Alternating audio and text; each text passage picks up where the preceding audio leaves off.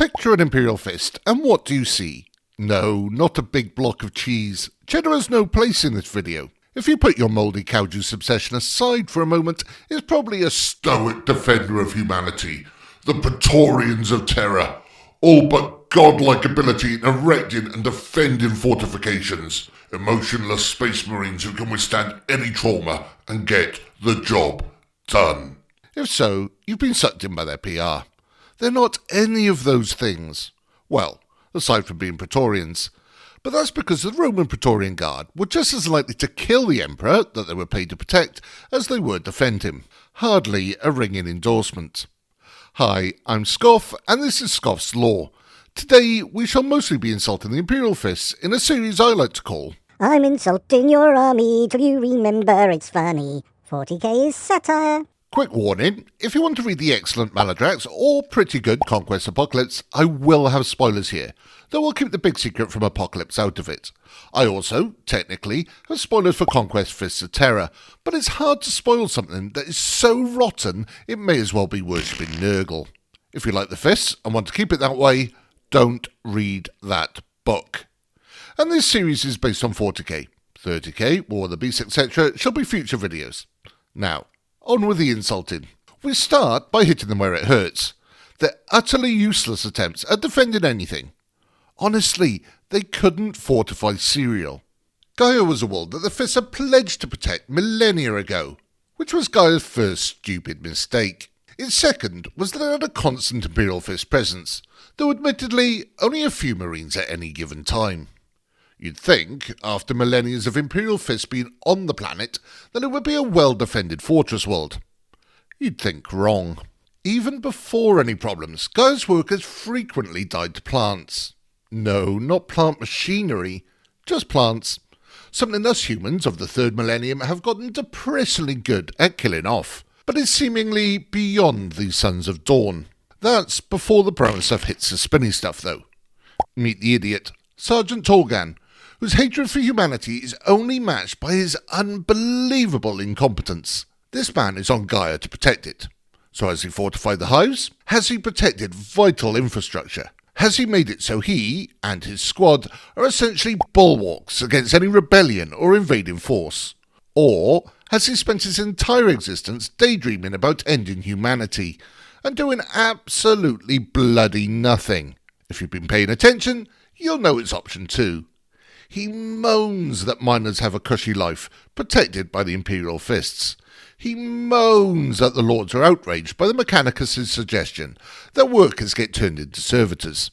He complains that they worry about small things such as increased mutations, huge drops in mining output, and the astronomical faltering. You know, tiny, minuscule things really. This stoic defender basically just moans. He certainly moaned when the workers rose up and attacked the hive. In pain, anyway.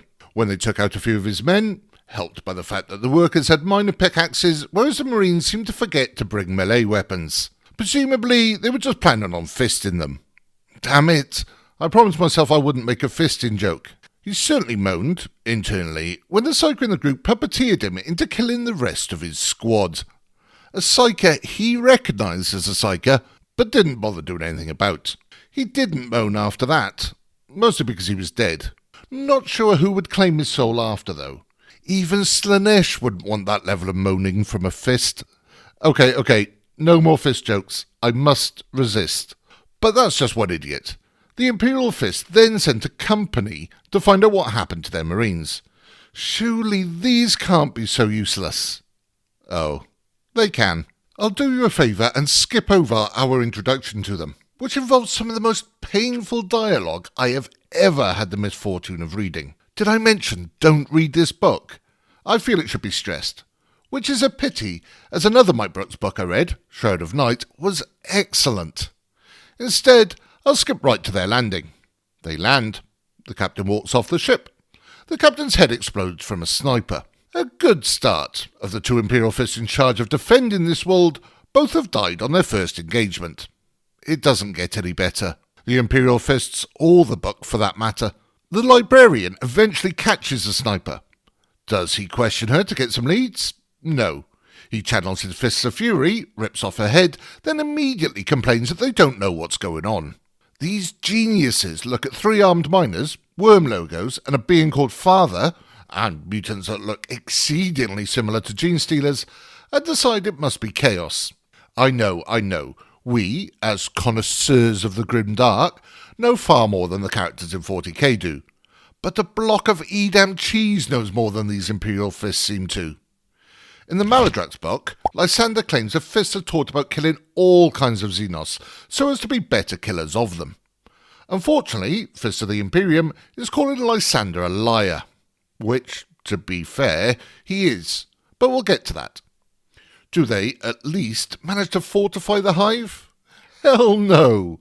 Insurgent armies leap through air ducts, blow holes in the walls, and generally just saunter in, to their heart's content. The Fists on Guia would have been wiped out almost as quick as their captain was, if not for the Death Watch turning up. Which is a nice change of pace from the Eldar. Though the Fists and the Death Watch do manage to conspire to lose the only loyal hive on the entire planet, to a bunch of worm-worshipping cultists armed with weapons that couldn't pierce concrete, never mind power armour. This is not unusual. Meet Imperial Fists Lieutenant Calder, a Primaris Lieutenant, because who isn't these days, in charge of Imperial Fists, Raven Guard and White Scars in the defence of an ecclesiastical world the Word-Bearers are attacking. He notes that the governor of the world is hiding something important, but doesn't bother finding out what that is until the Word-Bearers are attacking. Instead, he sets about building defences, whilst the White Scars go and do something useful. It's the defence of a world. Surely defences are useful. When they're more than just a few ferrocrete bulwarks and razor wire, sure.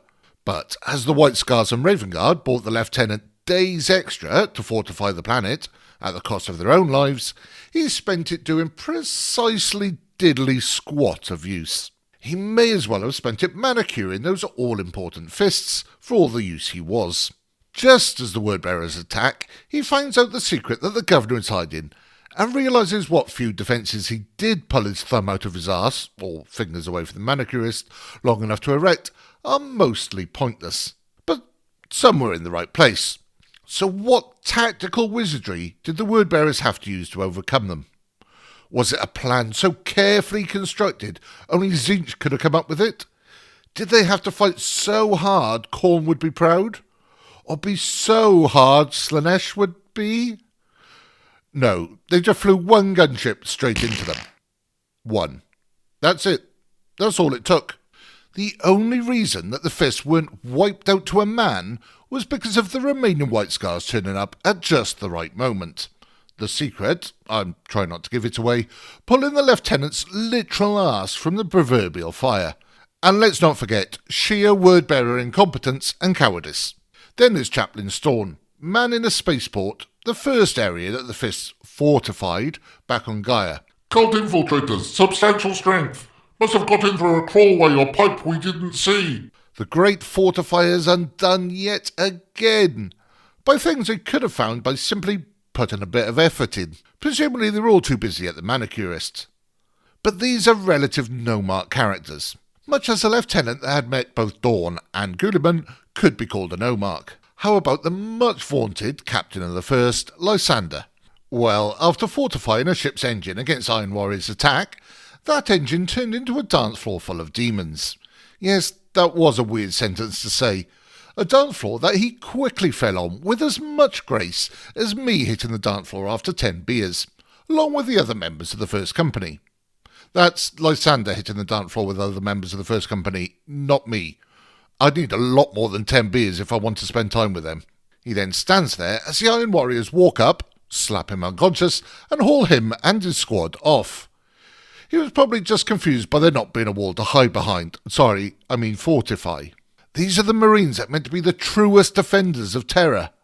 Mankind is doomed. The supposedly stoic space soldiers are emotional messes.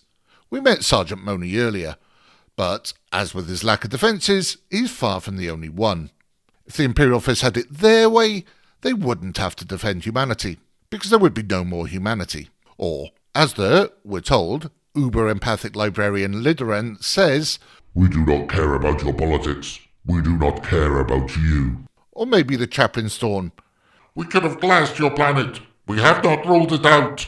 Or my favourite, also by Chaplain's Thorn. Lodoran, you alone, of all the Imperial Fists on this planet, retain a connection to our species, an empathy with them. Basically, no other Imperial Fist gives two hoots about humanity. And we've already seen that Librarian Lodoran doesn't either. So, guess I'll just glass us? When First Captain Lysander says, It falls on us to remake the glorious Bastion Imperialis that was a Primarch's dream and duty. The flesh and bone of mankind will itself be the rampart. he doesn't mean it metaphorically. Hell, the codex literally tells us that they use the dead aspirants of the Phalanx, their massive ancient spaceship home, with the corpses crushed down into an impossibly small and dense size, made into ammunition for their macro cannons. We really shouldn't be surprised. Of course, that motion doesn't just limit itself to wanting to wipe out humans. They're just as capable of using their emotions to screw up in other ways, such as not being able to control the PDF that they refused to work with previously. What do they expect when their approach to commanding is essentially, "Shut up, bitches, I'm the pimp here"? They are obeying our orders readily enough, though the High Marshal has made a point of dispatching regiments to fight in the local mines. This, despite our strong suggestion that he curtail such operations. If only those pathetic humans saw sense and offered to work with the fists. Oh, they did. And you told them to stick it. Not that their own troops are any better. When ordered not to engage in the local mines, the company champion, Hester, literally starts daydreaming about being a captain, walks into the mine, discovers it's a trap and gets promptly blown up, killing a few 100,000 humans on trains above in the process.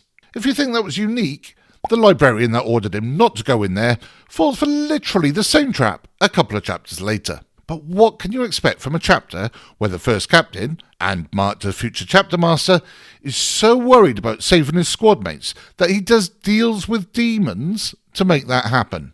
Note, that is deals plural, not singular.